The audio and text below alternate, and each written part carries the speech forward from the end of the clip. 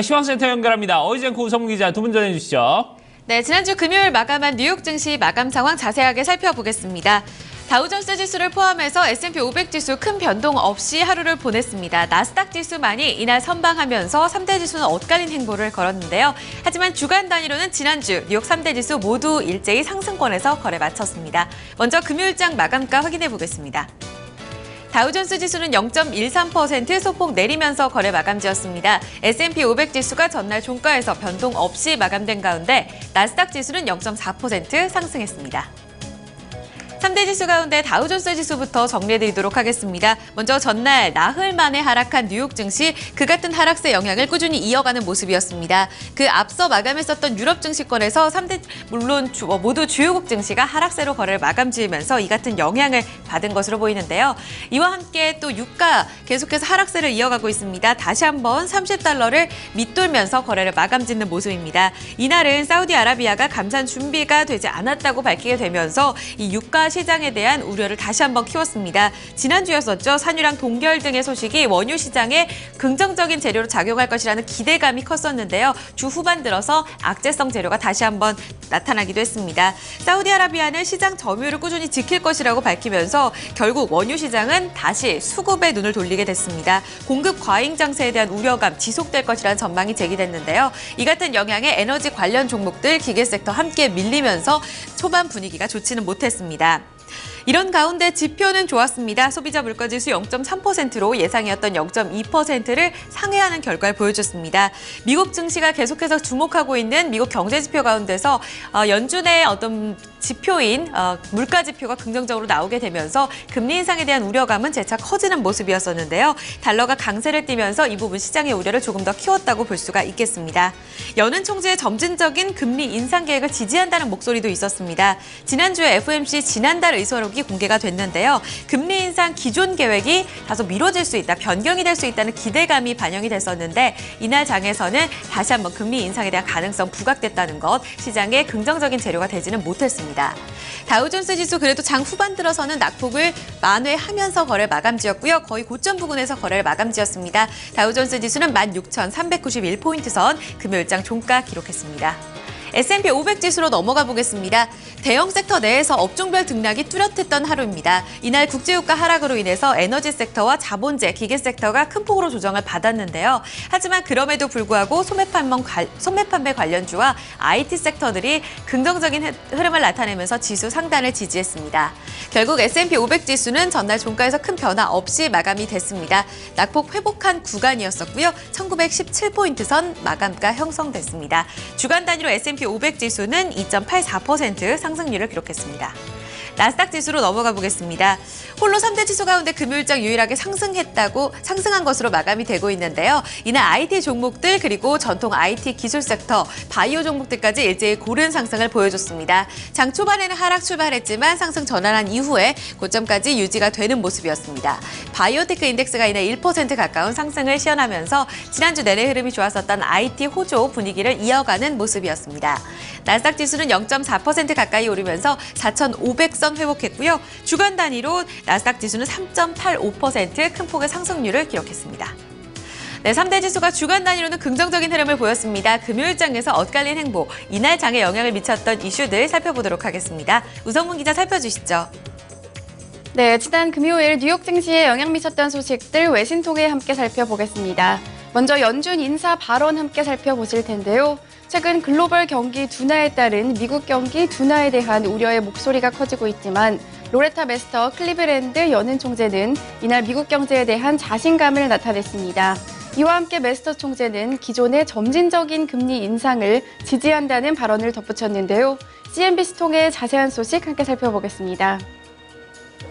Fed will let a master. Economy still strong. Gradual rate hikes likely. 현지 시간으로 지난 금요일 CNBC에 따르면 이날 인터뷰를 가진 로레타 메스터 클리브랜드 연은 총재는 일자리 증가세가 견고하고 소득도 늘어나고 있어 미국 경제 펀더멘털은 여전히 건전한 상황이다라고 평가를 했습니다. 또한 메스터 총재는 최근 불거진 이 글로벌 금융시장에 따른 혼란에 대해서도 미국 경제가 시장 혼란에 충분히 잘 견딜 수 있을 것이라고 생각한다라고 말했습니다. 메스터 총재는 이 미국 경제에 가장 큰 우려가 되고 있는 유가 하락과 달러 강세에 대해서도 언제까지 지속될 수는 없다면서 곧 개선될 것이라고 덧붙였는데요. 또한 연준의 금리 인상과 관련해서도 점진적인 기준금리 인상을 이어갈 것이라고 진단했습니다. 최근 경기 둔화로 인해서 연준이 오히려 마이너스 금리를 도입하는 것이 아니냐는 의견까지 나오고 있는 가운데 메스터 총재가 다소 매파적인 발언을 한 것인데요. 전문가들은 올해 금리 인상 가능성이 다시 제시되고 있다고 평가했습니다. 네, 이어서 다음 소식 살펴보겠습니다. 그동안 감산 기대감으로 반등세를 보였던 국제유가가 다시 급락하는 모습이 나타났습니다. 특히 원유 생산량 동결에는 찬성했던 사우디아라비아가 감산과 관련해서는 부정적인 입장을 보였다는 소식이 전해졌기 때문인데요. 로이터 통신 통해 자세한 소식 함께 살펴보겠습니다. 네, 현지 시간으로 지난 금요일 로이터 통신에 따르면 이날 사우디아라비아의 외무장관인 아델 엘 주비르는 다른 산유국이 산유국 제한으로 시장에 영향을 줄 수 있지만 사우디는 아직 감산에 나설 준비가 되지 않았다라고 말했습니다. 이와 함께 아델 알 주베이르 장관은 원유 시장은 수급과 시장의 힘에 의해서 결정돼야 한다면서 사우디는 시장 점유율을 지킬 것이라고 말했습니다. 지난주 사우디아라비아와 러시아, 베네수엘라, 카타르 이 4개 국가는 산유량 동결에 합의하면서 이것이 감산의 출발이 아니냐는 기대감을 키웠었는데요. 하지만 사우디아라비아가 또다시 감산을 하지 않겠다는 입장을 분명히 하면서 감산 기대감은 낮아지고 있습니다.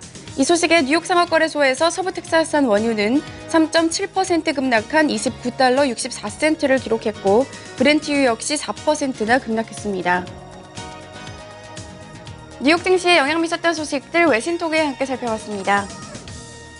네, 자 이렇게 뉴욕 증시에 영향을 미쳤던 외신 소식들을 함께 살펴봤고요. 지수별 흐름도 좀 살펴봤습니다. 그럼 지수 내 구성 종목들 개별 종목 마감 상황은 또 어떻게 마감이 됐는지 주요 종목 마감 소식 체크를 해보도록 하고요.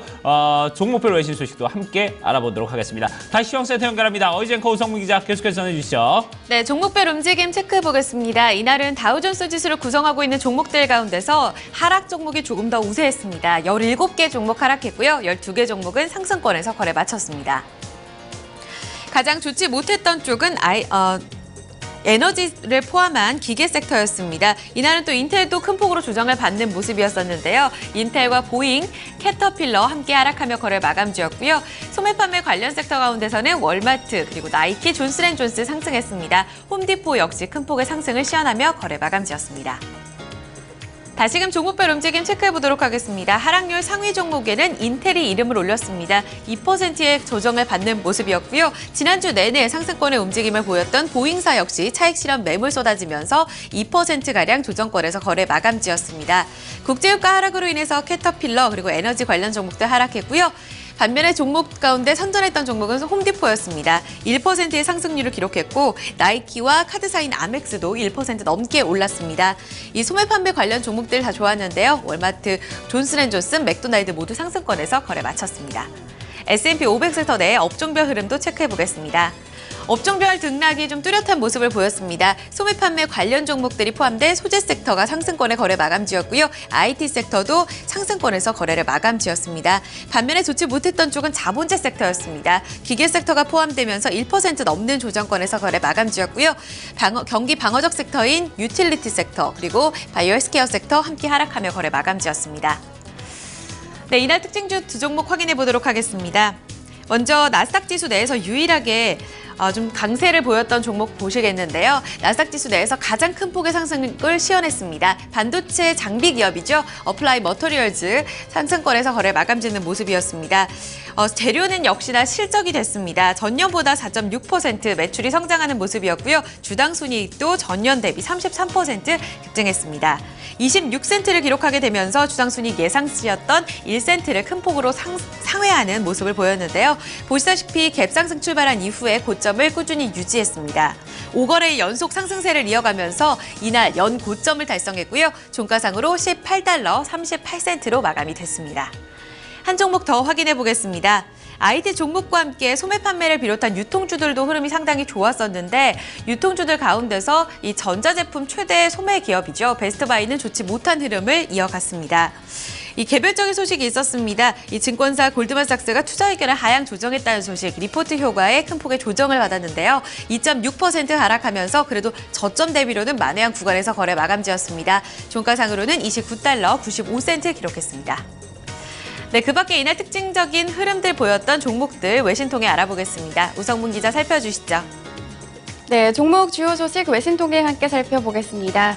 이날 기업들의 부진한 실적은 투자 심리를 악화시키는 모습이었습니다. 특히 소매업체인 노드스트롬이 부진한 실적을 공개하면서 주가 역시 급락했는데요. 비즈니스 인사이더 통해 자세한 소식 함께 살펴보겠습니다. Nordstrom just gave an ugly outlook, shares crater. 현지 시간으로 지난 금요일 비즈니스 인사이더에 따르면 노드스트롬은 지난해 4분기 매출이 41억 9천만 달러를 기록했다고 밝혔습니다. 전문가 예상치였던 42억 2천만 달러에 미치지 못하는 결과가 나온 것인데요. 이 기간 특별 항목을 제외한 주당 순이익, EPS 역시 1달러 17센트를 기록하면서 전문가 예상치였던 1달러 21센트를 하회했습니다. 더욱 우려스러운 것은 앞으로의 전망도 부진하게 제시한 것인데요.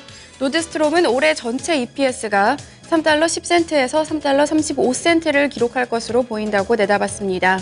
전문가 예상치였던 3달러 55센트에 못 미치는 것인데요. 이에 대해 비즈니스 인사이더는 최근 노드스트롬의 주요 판매 품목인 의류 판매가 업계 전반적으로 어려움을 겪고 있다고 설명했는데요. 특히 지난해 4분기에는 미국의 쇼핑 시즌이 끼어 있었지만 부진한 실적이 나와 실망스럽다는 평가입니다. 또한 노드스트롬의 실적 부진은 전반적인 미국 소매업체들의 실적에 대한 우려감을 키운다고 비즈니스 인사이더는 덧붙였습니다. 이 소식에 노드스트롬의 주가는 6.7% 하락했습니다. 네, 다음 기업은 미국에서 가장 큰 전자제품 체인인 베스트바이입니다. 이날 증권사의 투자 의견 하향 소식이 전해지면서 베스트바이의 주가가 급락했는데요. 더 스트리트 톡의 자세한 소식 함께 살펴보겠습니다. Best Buy stock drops Goldman Sachs. We expect a sluggish wireless market. 현지 시간으로 지난 금요일 더 스트리트에 따르면 골드만삭스는 베스트바이에 대한 투자 의견을 매수해서 중립으로 하향 조정을 했습니다. 이와 함께 골드만삭스는 그동안 베스트바이를 자사에 사야 할 미국 주식 리스트에 올려놨지만 이 역시 삭제를 했는데요. 이와 관련해서 골드만삭스는 특히 올해 상반기에 전자제품 판매가 둔화될 것으로 보인다고 설명했습니다. 지난 4거래일간 베스트바이의 주가는 10% 넘게 급등하면서 긍정적인 흐름을 보였는데요. 최근 TV 매출이 양호한 모습을 보였기 때문입니다. 그러나 골드만삭스는 TV 매출 강세에도 모바일 등 무선 제품 매출이 약세를 보일 수 있을 것이라고 전망했습니다. 따라서 올해 상반기 베스트바이의 전반적인 매출에 타격을 줄 수 있다는 분석인데요. 하지만 골드만삭스는 최근에 TV 매출 호조를 이유로 단기적으로는 베스트바이의 목표 주가를 기존의 32달러에서 33달러로 상향 조정했습니다. 이날 이 소식이 전해지면서 베스트바이의 주가는 2.6% 급락했습니다. 종목 주요 소식까지 외신 통해 함께 살펴봤습니다. 자, 이렇게 외신 통해서 종목 주요 소식들까지 저희 모두 다 살펴봤습니다. 자, 그럼 유럽 증시는 또 어떻게 마감이 됐는지, 그리고 상품 환율 채권 시장 마감 상황은 또 어떻게 됐는지 자세히 알아보도록 하겠습니다. 어제 전해드립니다. 네, 앞서 마감했던 유럽 증시는 주요 증시 대체로 하락하며 거래 마감지였습니다. 유럽 정상회의가 진행됐던 가운데 영국의 EU 탈퇴인 브렉시트 우려감이 점차 커졌었고요. 이와 함께 은행주와 에너지 관련주들의 하락세가 증시 전반적인 하락을 유도했습니다. 마감가 보겠습니다. 영국 푸츠백 지수는 0.36% 하락하며 거래 마감지였습니다. 독일 닥스 지수가 0.8%의 조정, 프랑스 카크 지수는 0.4% 내리면서 거래 마감지였습니다. 네, 이어서 상품 시장으로 넘어가 보겠습니다. 이날 국제 유가 재차 불거진 공급 과잉 우려에 따라서 3.7% 밀렸고요. 배럴당 29달러 64센트 기록했습니다.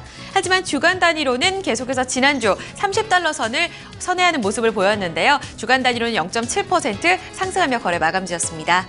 금값 보시겠습니다. 이날 0.4% 오르면서 온스당 1,230달러 80센트 거래 마감지였는데요. 금값은 지난주 주춤했습니다. 0.7% 하락률 기록했습니다. 곡물 가격 대체로 올랐습니다. 옥수수 가격은 3달러 66센트 기록했습니다. 이어서 주요 지수 보겠습니다. 필라델피아 반도체 지수 이날장에서는 상승권에서 거래 마감지였고요. 600선을 다시 한번 회복했습니다. 빅스 지수는 이날 5% 내린 가운데 BDI 발틱 운임 지수 추가적으로 2포인트 오르면서 315포인트 선을 지지했습니다. 마지막으로 외환 채권 시장으로 넘어가 보겠습니다. 지난 금요일이었었죠. 서울 외환시장에서 원달러 환율은 7원 급등한 1,234원 40전의 종가로 마무리가 됐고요. 금요일장에서 달러 흐름은 소폭의 약세를 띄었고 마지막으로 미국채 10년물 금리는 전거래일과 동일한 1.74% 수익률 기록했습니다. 지금까지 지난 금요일장 글로벌 시장 상황 살펴드렸습니다. 자, 이렇게 저희가 글로벌 증시 마감 상황 모두 다 좀 체크를 해봤습니다. 자, 이 내용들 저희가 잠시 후에 또 2부에서는 조금 더 심도 있게 다뤄보도록 하겠습니다. 자, 토마토 이슈 1부 순서 여기서 마무리 짓도록 하고요. 잠시 후에 2부에서 다시 뵙도록 하죠.